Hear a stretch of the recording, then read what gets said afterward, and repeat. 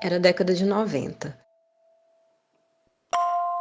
Marina tinha 7 anos de idade quando acordou de manhã e se lembrou do sonho que teve à noite.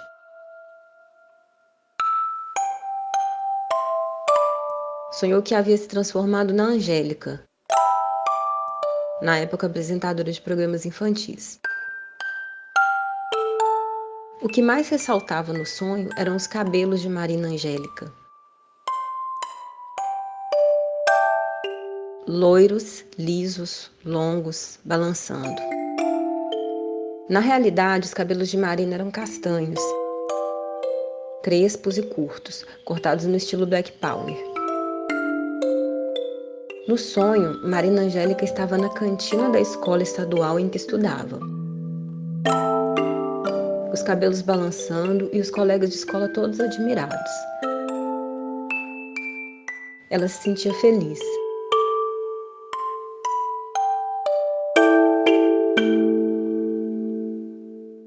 O processo da transição capilar, ele sempre é sofrido.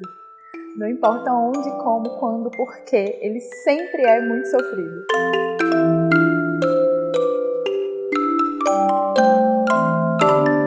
É traumático, tá? Não é fácil você deixar seu cabelo com duas texturas diferentes, liso e crespo.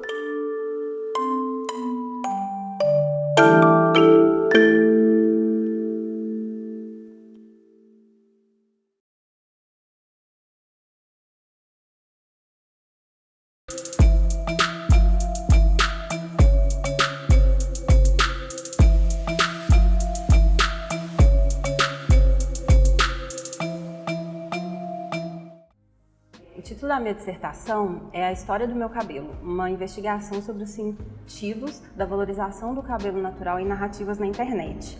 Eu defendi ela na PUC no ano de 2018 e eu decidi começar a investigar esse tema a partir da minha própria experiência com o meu cabelo, quando eu passei pelo processo de transição capilar em 2006.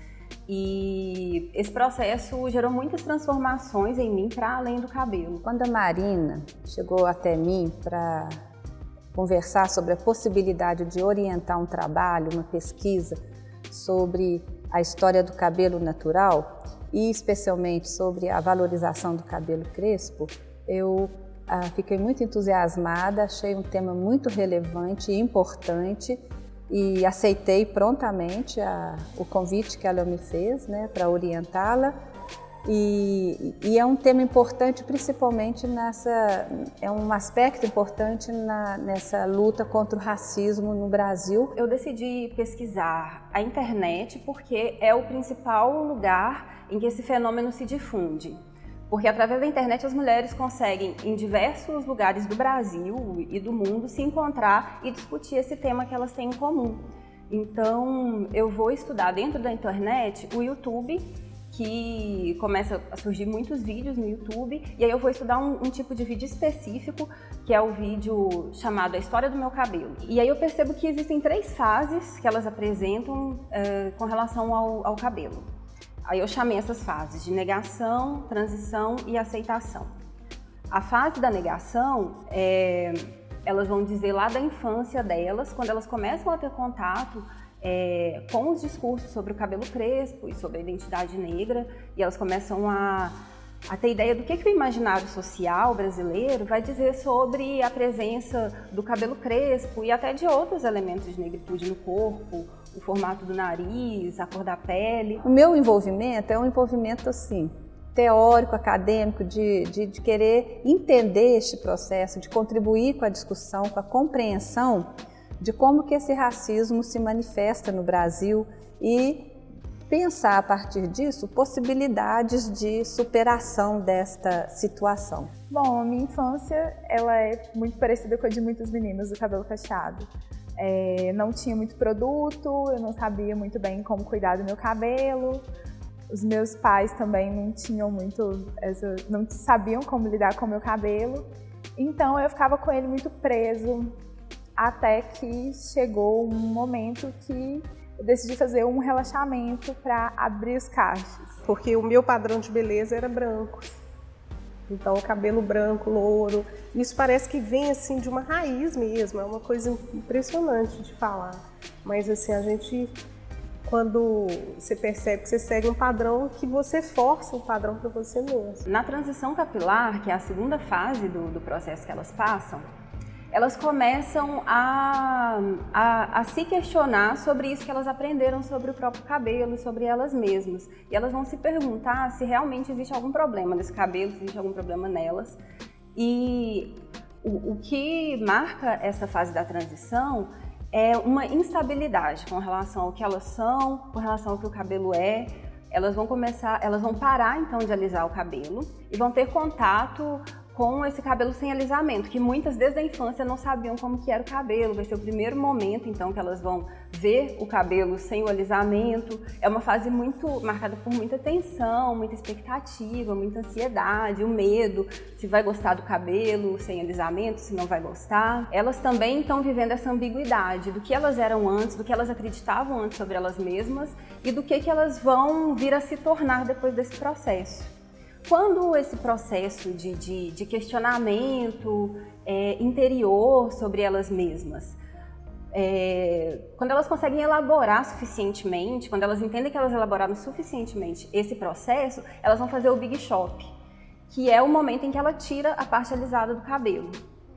Nesse momento, ela está não só tirando a parte alisada do cabelo, mas ela está tirando a parte de si que não serve mais para ela. Eu nem sabia que chamava transição capilar, eu só queria parar de alisar o meu cabelo e ter o meu cabelo natural de volta. Mas eu alisei cabelo até uns 30 e poucos anos, né? Quando eu comecei a ter corte químico. O cabelo naturalmente caiu. Corte químico, né, que é quando você passa progressivo e quebra o seu cabelo. A partir daí, eu falei assim, ai, não quero mais isso pra mim. Você começa a ficar feia, né, destruída, todo mundo começa assim, se acha que tá reparando seu cabelo. E frustrada, porque não tem resultado. Foi um processo longo, porque tem muitas meninas que começam e já cortam o cabelo. Eu deixei meu cabelo crescer por mais de 1 ano e meio até eu resolver cortar. Então eu fiquei lidando com esse cabelo meio a meio ali por muito tempo. E isso é muito sofrido, muito doloroso, porque você quer que o cabelo cresça e o cabelo não cresce rápido como a gente quer. Aí você vira e pergunta pra todo mundo, tá muito feio.